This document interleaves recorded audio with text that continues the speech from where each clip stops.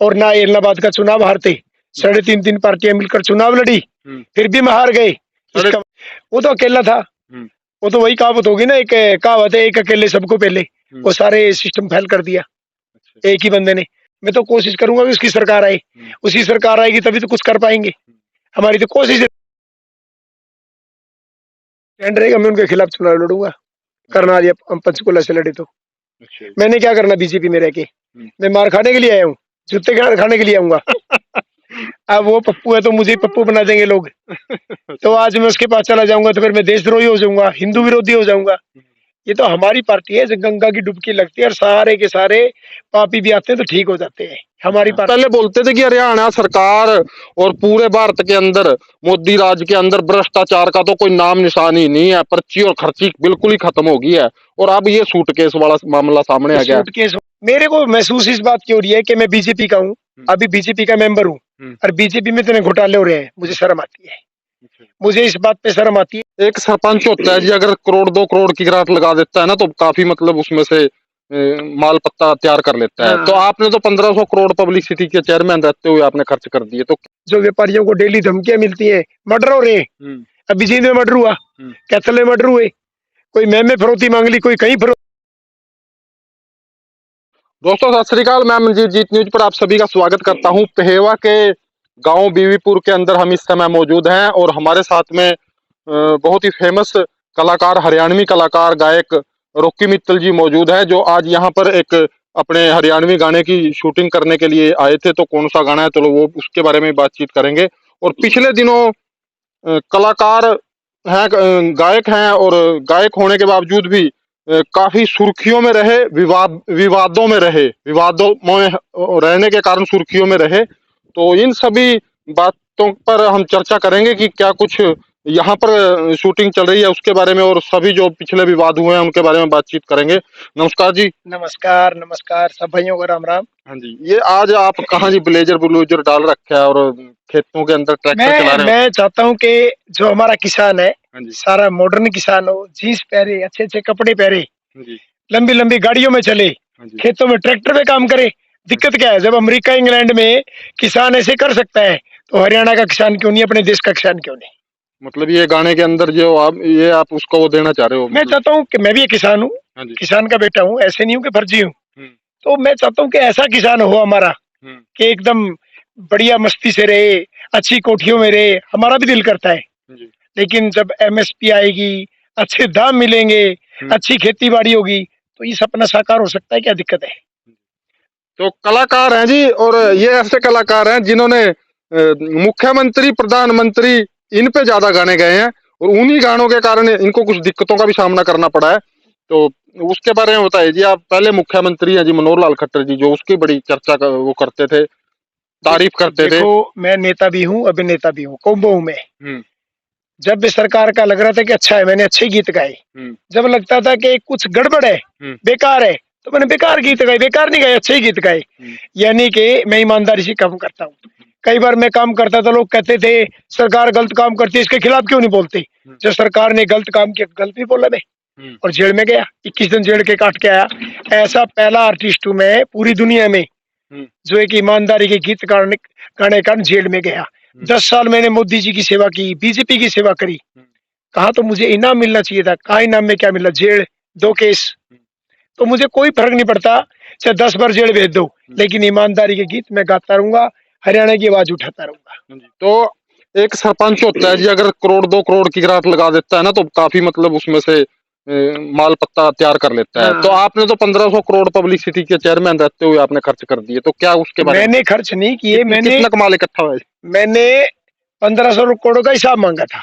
अच्छा जी। मेरे तो एक भी चेक पे साइन नहीं चलते थे, मेरे हाथ में तो छोनी भी नहीं थी।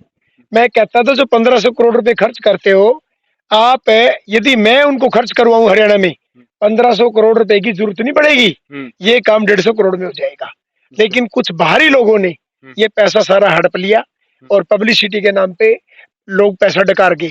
जो मैंने 1500 करोड़ का लेटर लिखा था, सीएम साहब को लिखा था, उनके मेन अधिकारियों को लिखा था, लेकिन उनकी इसी बात से वो हो गई कि मैं हिसाब क्यों मांग रहा हूँ।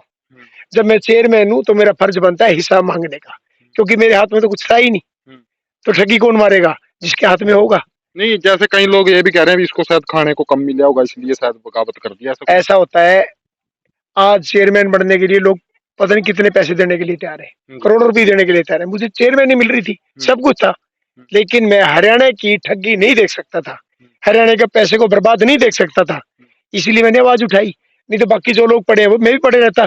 मैंने 4 साल अभी सरकार के पढ़े थे, अभी मैंने क्यों किया, मैं भी तो रह सकता था। ऐसा कुछ नहीं होता, खाने के लिए तो मैं बाकी कामों में बहुत खा सकता था, लेकिन मेरी खाने की कभी ना तो नीयत थी, ना है, ना रहेगी। तो एक, जैसे ही मेरे को पता चला कि आप आ रहे हो तो एक सवाल मेरे मन में आया कि जैसे मोदी भगत होते हैं ना लोग, अब वो बोल रहे थे कि ये 3 काले कानून, जो 3 कानून आए हैं तो ये वापस नहीं होंगे किसी भी हालात में, चाहे दुनिया इधर से उधर हो जाए, और अब वो वापस हो गए। अब वो उनको ना कई बार सामने आते हुए कईयों ने तो शर्तें लगा रखी थी, तो उनके लिए मुश्किल हो जाता है, क्योंकि उन्होंने पहले कुछ और बोला था, अब बन कुछ और गया। तो ऐसा ही में आपके वो जो मेरे बात याद आई है, आप पहले बोलते थे कि हरियाणा सरकार और पूरे भारत के अंदर, मोदी राज के अंदर भ्रष्टाचार का तो कोई नाम निशान ही नहीं है, पर्ची और खर्ची बिल्कुल ही खत्म हो गई है, और अब ये सूटकेस वाला मामला सामने आ गया। सूटकेस वाला मामला आता है तो मैंने ठोका। फिर अब आपको भी कुछ शर्मिंदगी महसूस हो रही है जैसे उन अंधभक्तों को हो रही है? मेरे को महसूस इस बात की हो रही है कि मैं बीजेपी का हूँ, अभी बीजेपी का मेंबर हूँ, और बीजेपी में इतने घोटाले हो रहे हैं, मुझे शर्म आती है। मुझे इस बात पे शर्म आती है कि मैं बीजेपी में हूँ, और बीजेपी में रह के भी ये भ्रष्टाचार हम रोक नहीं पाए। 1500 करोड़ तक, 3.25 करोड़ रुपए पकड़े गए, तो एक शर्म की बात है बीजेपी के लिए, हरियाणा सरकार के लिए, और उन नेताओं के लिए जिनको पता है, ये पता है क्या नेता क्या कर रहे हैं, एमएलए क्या कर रहे हैं। जैसे बिल्ली को देख के कबूतर आंखें बंद कर लेता है, वो काम हमारे लोगों का है। यदि आप ईमानदार हैं तो ईमानदारी से आवाज उठाइए। नहीं, जब आप बोलते थे भी भ्रष्टाचार हो नहीं रहा, वैसे नहीं, आपको नहीं, नहीं, पता था या नहीं पता था इस बात? मैंने जब गाने गाए थे जिनके कारण में जेल गया, उसमें मैंने बोला था कि भ्रष्टाचार हो रहा है, भ्रष्टाचार का बोलबाला है। मैंने बोला था कि जात पात की, ये जो कुछ हमारे लोग हैं जात पात का जहर उगोल रहे हैं, मैंने ये बोला था कि नौकरियां बिकती हैं, मैंने बोला था कि भ्रष्टाचार हो रहा है, और उसके बाद मैंने बोला था कि एमएलए मंत्री रोते फिरते, आज एमएलए मंत्री रोते फिरते हैं, आज भ्रष्टाचार हो रहा है, नौकरियां बिक रही है, मैं तो पहले बोला था। इसी के कारण तो मैं जेल गया और सारी बातें सामने आ गई, क्योंकि भैया कब तक आप चोरी रखोगे इन चीजों की, एक दिन आगे आएंगी आएंगी। और मैंने पहले ही बोला था, सीएम साहब उस दिन मेरी बात मान लेते तो शायद ये दिन देखने ना पड़ते, और ना इलाहाबाद का चुनाव हारते। 3.5 पार्टियां मिलकर चुनाव लड़ी, फिर भी मैं हार गए। इसका मतलब 3.5 कैसे होगी?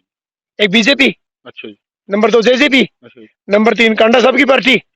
अरे आधे में हुड्डा साहब भी तो समर्थन कर रहे थे, वो भी तो बोल के गए थे कि गोपाल कांडा जी मेरे परम मित्र हैं, तो आधा समर्थन तो उनका भी था ना, कांग्रेस का। तो 3.5 होगी कि नहीं होगी? और जिसके साथ टक्कर थी जो जीत गया वो कितनी थी? वो तो अकेला था। वो तो वही कहावत होगी ना, एक कहावत है, एक अकेले सबको पहले, वो सारे सिस्टम फेल कर दिया एक ही बंदे ने। तो इसका मतलब ये था कि हालांकि मैं ये नहीं कहता कि कांडा ने टक्कर नहीं ली, यदि कांडा आजाद जीतता, खड़ा होता, तो शायद जीत जाता, आजाद खड़ा होता शायद जीत जाता। उसके हमारे कारण, हमारे बड़े नेताओं के कारण उसको लॉस मिला, और उसके कारण ही वो हार हुई है, नहीं तो जीत जाता वो। एक नारा था जी जो उसको फेमस करने में आपने पूरी ताकत लगाई, 75 पार का, तो फिर वो थोड़ा रह तो पीछे गया मामला। यदि 75 पार का नारा ना देते, उनके गाने ना गाते, तो हमारी 40 भी ना आती। अच्छा, 75 पार करके तो हम 40 देंगे। फिर उस टाइम हमारे को ओवर कॉन्फिडेंस ज्यादा हो गया, अरे पता नहीं किन किन लोगों को टिकटें दे दी जिनको। नहीं, फिर आपने बताया नहीं भी मैं तो झूठे मुठ्ठे गा रहा हूँ, गाने भी था असली ना, समझ लो। नहीं देखो, मेरा जिस पार्टी के अंदर काम करते हो उसकी वफादारी करो, नहीं उनको उसका तो मेरी बात सुनो। मैं किसी पार्टी को बीजेपी छोड़ के कहीं चला जाऊंगा, मैं तो कोशिश करूंगा कि उसकी सरकार आए, उसकी सरकार आएगी तभी तो कुछ कर पाएंगे। हमारी तो कोशिश रहती थी कि ईमानदारी की बात करें और 75 पार की बात करें। वो तो कांग्रेस ने देखना था ना भाई। अब कांग्रेस की बात करें, अब कांग्रेस में लोग कह देते, दोस्त का फोन आया कि आप कांग्रेस में क्यों नहीं चले जाते।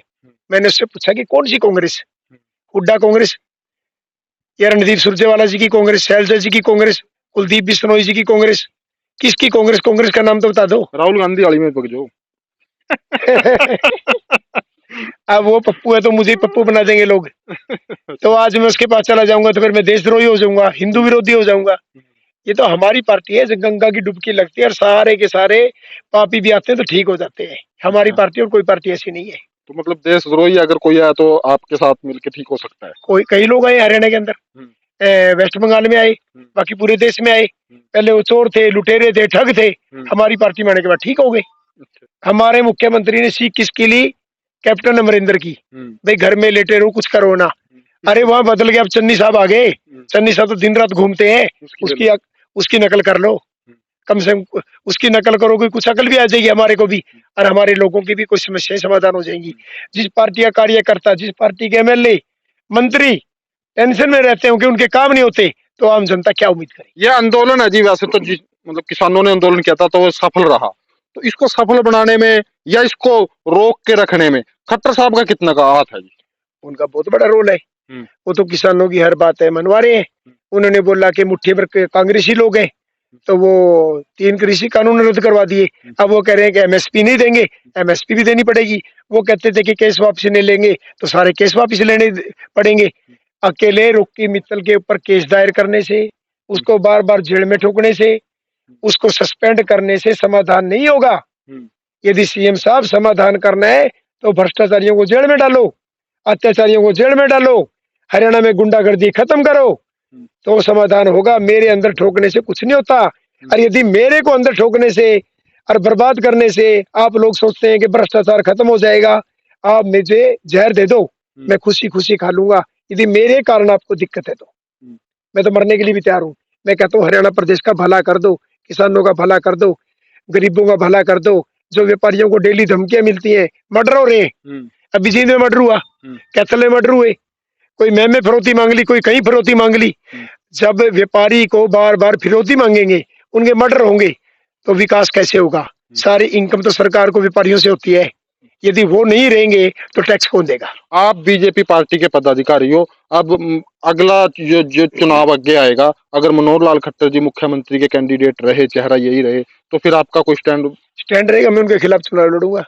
करना पंचकुला से लड़े तो मैंने क्या करना बीजेपी में रह के? मैं मार खाने के लिए आया हूँ, जूते खाने के लिए आऊंगा। अगर कैंडिडेट बदल गया मुख्यमंत्री का, फिर सोचेंगे, फिर मोदी जी जो निर्णय करेंगे मुझे मंजूर होगा। मैं तो हरियाणा हित के लिए काम कर रहा हूँ। हरियाणा क्या चाहता है भाई? बीजेपी से प्रॉब्लम नहीं है लोगों को, मुख्यमंत्री से प्रॉब्लम है। मैं तो कहता हूँ मुख्यमंत्री जी भी, यदि मनोहर लाल जी हैं, सीएम हाउस में जितने लोग हैं, जितने वो गैंग बना के लूटपाट करने वालों ने, सारी की सारी हटा दो, अच्छा राज करे। मुझे कोई लालच नहीं है, ना मुझे किसी पद पे जाना, ना कुछ। मैं तो कई दिन पहले इंटरव्यू दिया था कि सीएम साहब यदि सारा सिस्टम ठीक कर देते हैं हरियाणा का, भ्रष्टाचार खत्म कर देते हैं, पर्ची ना खर्ची असली में चले, ऐसे नहीं अनिल नागर की तरह, तो मैं आपके खिलाफ ना बोलूंगा, ना गीत गाऊंगा।